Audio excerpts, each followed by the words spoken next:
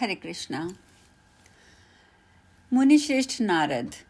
तब मैंने भगवान से कहा, प्रभु, आपके इस स्वरूप की प्राप्ति कैसे हो सकती है, मुझे उपाय बताइए। भगवान ने कहा, रुद्र, तुमने बहुत अच्छी बात पूछी है, किंतु इस विषय में अत्यंत रहस्य है, इसीलिए इसे यत्नपूर्वक गुप्त रखना चाहिए। देवेश्वर, जो दूसरे उपायों का भरोसा छोड़कर एक बार हम दोनों की शरण में आ जाता है और गोपी भाव से मेरी उपासना करता है, वही मुझे पा सकता है। जो एक बार हम दोनों की शरण में आ जाता है अथवा अकेली मेरी इस प्रिया की ही अनन्य भाव से उपासना करता है, वह मुझे अवश्य प्राप्त होता है। जो एक बार भी शरण में आकर मैं आपका हूँ ऐसा कह देता है, वह साधन के बिना भी मुझे प्राप्त कर लेता है, इसमें संशय नहीं है। इसीलिए सर्वथा प्रयत्न करके मेरी प्रिया की शरण ग्रहण करनी चाहिए।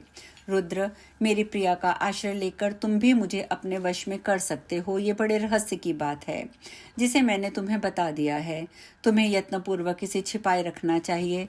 अब तुम भी मेरी प्रियतमा श्री राधा की शरण लो और मेरे युगल मंत्र का जप करते हुए सदा मेरे इस धाम में निवास करो।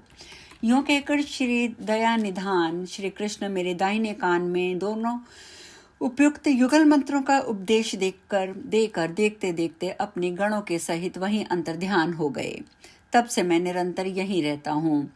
नारद, इस प्रकार मैंने तुम्हारे पूछे हुए विषय का सांगोपाख्यान वर्णन कर दिया है। सूत जी कहते हैं, शौनक जी, पूर्व काल में भगवान शंकर ने साक्षात श्री कृष्ण के मुख से इस रहस्य का ज्ञान प्राप्त किया है।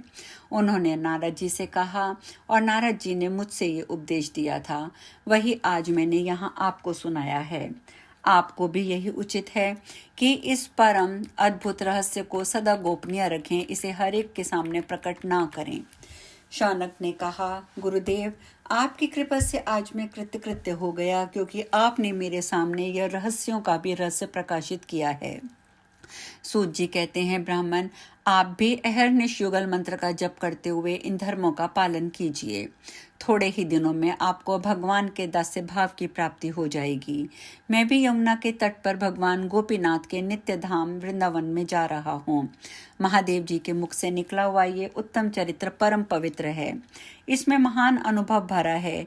जो मनुष्य भक्ति पूर्वक इसका श्रवण करता है वह अवश्य ही भगवान के परम पद को प्राप्त होते हैं। यह स्वर्ग तथा मोक्ष की प्राप्ति का भी कारण और समस्त पापों का नाशक है। जो लोग सदा भगवान विष्णु की सेवा में तत्पर रहकर इसका भक्ति पूर्वक पाठ करते हैं, उन्हें विष्णु लोक से किसी भी तरह भी पुनः इस संसार में नहीं आना पड़ता। ऋषियों ने कहा, महाभाग, हम लोगों ने आपके मुख से भगवान श्री कृष्ण का अत्यंत अद्भुत चरित्र सुना है और हमें पूरा संतोष हुआ है। भगवान श्री कृष्ण का महात्म्य भक्तों को सद्गति प्रदान करने वाला है, उससे किसको तृप्ति हो सकती है, अतः हम पुनः श्री कृष्ण का चरित्र सुनना चाहते हैं। सूत जी बोले, द्विजवरों, आपने बहुत उत्तम प्रश्न किया है। यह जगत को तारने वाला है।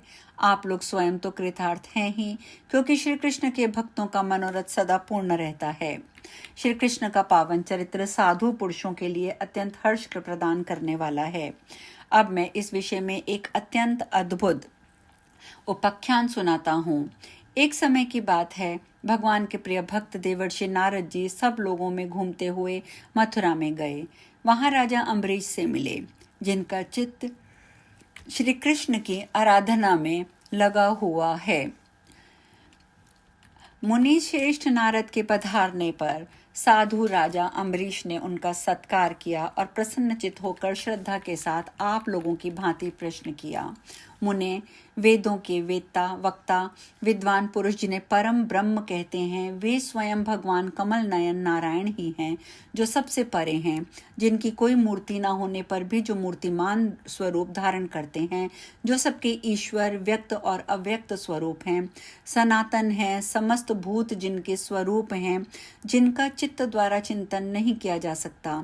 ऐसे भगवान श्री हरि का ध्यान किस प्रकार हो सकता है, जिनमें ये सारा विश्व ओतप्रोत है, जो अव्यक्त एक पर उत्कृष्ट और परमात्मा नाम से प्रसिद्ध हैं, जिनसे इस जगत का जन्म, पालन और संहार होता है, जिन्होंने ब्रह्मा जी को उत्पन्न करके उन्हें अपने ही भीतर स्थित वेदों का ज्ञान दिया है, जो समस्त पुरुषार्थों को देने वाले हैं। योगी जनों को भी जिनके तत्व की बड़ी कठिनाई से बोध होता है, उनकी आराधना कैसे की जा सकती है, कृपया ये बताइए। जिसने श्री गोविंद की आराधना नहीं की, वह निर्भय पद को प्राप्त नहीं हो सकता। इतना ही नहीं, उसे तप, यज्ञ और दान का भी उत्तम फल प्राप्त नहीं होता। जिसने श्री गोविंद के चरण बिंदों का रसवादन नहीं किया, उसे मनोवांछित फल की प्राप्ति कैसे हो सकती है। भगवान की आराधना समस्त पापों को दूर करने वाली है।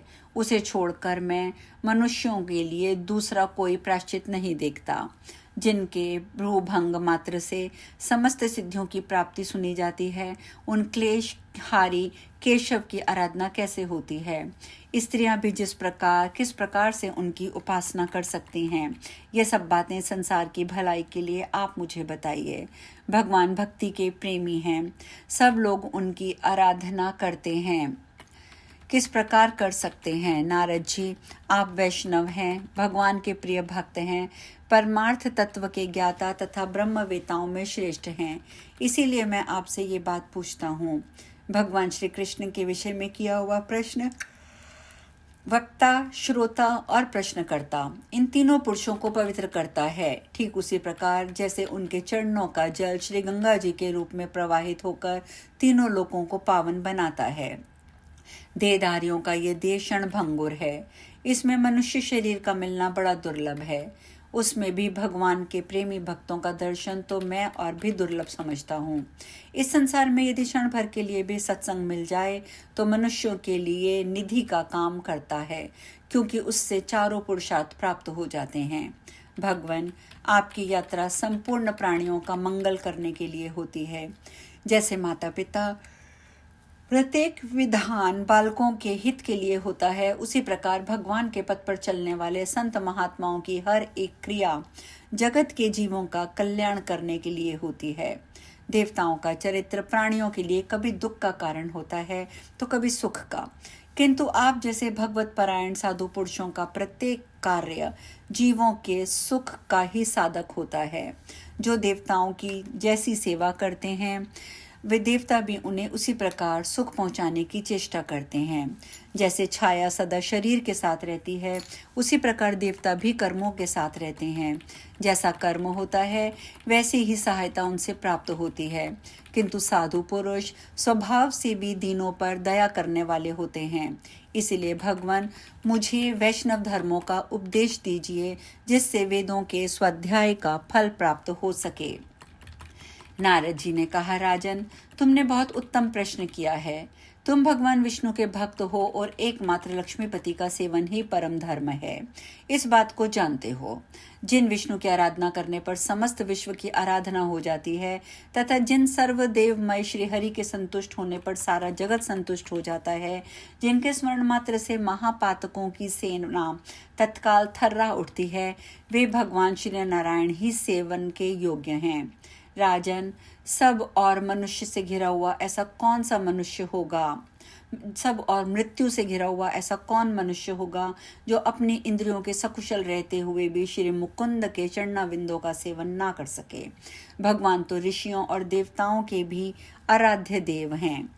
भगवान के नाम और लीलाओं का श्रवण, उनका निरंतर पाठ, श्री हरि के स्वरूप का ध्यान, उनका आदर तथा उनकी भक्ति का अनुमोदन, ये सब मनुष्यों को तत्काल पवित्र कर देते हैं। वीर, भगवान उत्तम धर्म स्वरूप हैं। वे विश्वद्रोहियों को भी पावन बना देते हैं।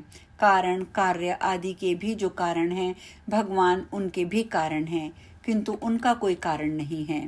वे योगी हैं। जगत के जीव उन्हीं के स्वरूप हैं। संपूर्ण जगत उनका स्वरूप है। श्री हरि अणु, बृहत, कृश, स्थूल, निर्गुण, गुणवान, महान, अजन्मा, जन्म मृत्यु से परे हैं। सदा उनका ध्यान करना चाहिए। सत्पुरुषों के संग से कीर्तन करने योग्य भगवान श्री कृष्ण की निर्मल कथाएं सुनने को मिलती हैं, जो आत्मा, मन और कानों को अत्यंत सरस एवं मधुर जान पड़ती हैं। भगवान भाव से हृदय के प्रगाढ़ प्रेम से प्राप्त होते हैं। इस बात को तुम स्वयं भी जानते हो। तथापि तुम्हारे गौरव का ख्याल करके संसार के हित के लिए ही मैं सब कुछ निवेदन करूंगा।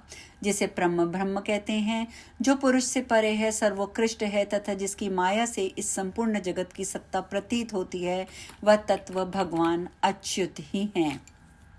श्री हरि का केवल नाम जप या नाम कीर्तन के द्वारा ही भगवद आराधन के सभी अधिकारी हो जाते हैं। भगवान लक्ष्मीपति केवल पूजन, यजन तथा व्रतों से ही नहीं संतुष्ट होते, वे भक्ति चाहते हैं, क्योंकि उन्हें भक्ति प्रिय कहा गया है। स्त्रियों को तो पतिव्रता स्त्रियों के पति ही देवता हैं। उन्हें पति में ही श्री विष्णु के समान भक्ति रखनी चाहिए तथा मन, वाणी, शरीर और क्रियाओं द्वारा पति की ही पूजा करनी चाहिए।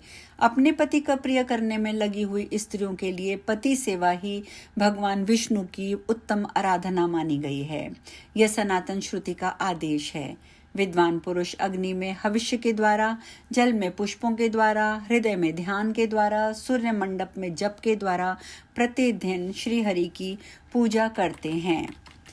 आज हम कथा में यहीं विश्राम लेंगे। शेष कथा कल। हरे कृष्णा।